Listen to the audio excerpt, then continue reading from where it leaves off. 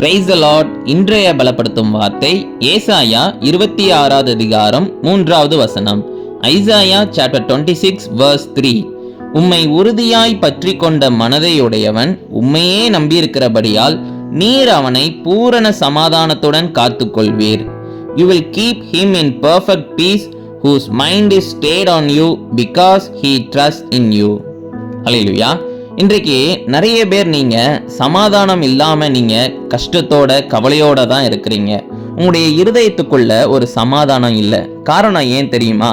வாழ்க்கையை குறித்து அதிகமாக யோசிச்சு கொண்டே இருப்பீங்க. எதிர்காலத்தை குறித்து கவலைப்பட்டு கொண்டே இருப்பீங்க.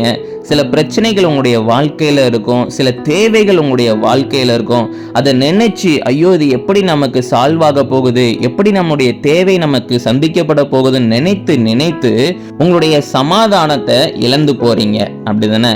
அப்போ சூழ்நிலைகளை பார்த்து சமாதானத்தை இழந்து போறீங்க. இன்றைக்கு இயேசு உங்களை பார்த்து சொல்லுகிறார், உனக்குள்ள எந்த கவலை இருந்தாலும் எப்படிப்பட்ட தேவை இருந்தாலும் எல்லாத்தையும் என்கிட்ட தெரியப்படுத்தி என்னை உறுதியாய் பற்றி கொள், என்னை நம்பியிரு, அந்த காரியத்தை நான் உனக்கு செய்து தருவேன் என்று நம்பியிரு, உனக்கு நான் பூரண சமாதானத்தை உனக்கு தருவேன் என்று வாக்கு பண்ணுகிறார். ஹல்லேலூயா.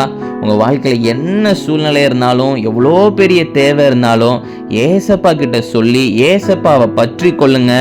ஏசப்பா நீங்க எனக்கு இதை தருவீங்கன்னு சொல்லி விசுவாசத்தோட அவர் மேல நம்பிக்கையா இருங்க. நிச்சயம் உங்க இருதயத்துக்குள்ள ஒரு சமாதானத்தை உங்களால ஃபீல் பண்ண முடியும். நீங்க சமாதானத்தோட நீங்க உங்க ஒவ்வொரு காரியங்களையும் செய்ய முடியும். உங்களுக்குள்ள ஒரு சந்தோஷத்தை ஏசப்பா தருவார். ஏன் தெரியுமா? நீங்க அவரை நம்பி இருக்கிறீங்க. நீங்க அவர் கரத்துல எல்லா காரியத்தையும் விட்டு கொடுத்து நீங்க அவர் மேல நம்பிக்கையா இருங்க. நிச்சயம் உங்க வாழ்க்கையில நல்ல சந்தோஷத்தோட சமாதானத்தோட நீங்க எந்த காரியங்களை நீங்க ஏசப்பா கிட்ட கேட்டீங்களோ அதையும் உங்களுக்கு தந்து அவர் ஆசீர்வதித்து உங்களை சந்தோஷமாக வாழ வைப்பார். நம்ம எல்லாரும் கண்களை மூடி ஜெபிக்கலாம். எங்களை நேசிக்கிற நல்ல தகப்பனே, ஏசப்பா பிள்ளைங்க உங்களை நம்பி இருக்கிறாங்க. ஆண்டவரே, அநேக விண்ணப்பங்கள் உங்ககிட்ட சொல்லியிருக்கிறாங்கப்பா. ஆண்டவரே, பிள்ளைங்களை நீங்க ஆசீர்வதிங்க, எல்லா தேவைகளை சந்திங்க தகப்பனே. ஏசப்பா பிள்ளைங்களுக்குள்ள இருக்கிற ஆண்டவரே அந்த கவலைகளை எடுத்து போடுங்க. ஒரு சமாதானம் உண்டாகட்டும் தகப்பனே. ஏசப்பா நீங்க பிள்ளைங்களை ஆசீர்வதிங்க. இயேசுவின் மூலம் ஜெபிக்கிறோம் எங்கள் ஜீவனுள்ள நல்ல பிதாவே. ஆமேன், ஆமேன், ஆமேன். இனி எந்த பிரச்சனையை நினைத்தும் எந்த தேவைகளை நினைத்தும் நீங்க கவலைப்பட்டு உங்களுக்குள்ள இருக்கிற அந்த சமாதானத்தை கெடுத்து போடாதீங்க. ஏசப்பா உங்களுக்காக இருக்கிறார். நீங்க சொன்ன ஒவ்வொரு காரியங்களும் நீங்க வச்சிருக்கிற ஒவ்வொரு விண்ணப்பங்களையும் ஏசப்பா கேட்டிருக்கிறாங்க. அவங்க நிச்சயம் உங்களுக்கு தருவாங்க. சந்தோஷத்தோட சமாதானத்தோட வாழுங்க.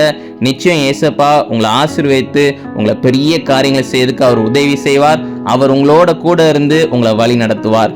God bless you. Have a joyful day.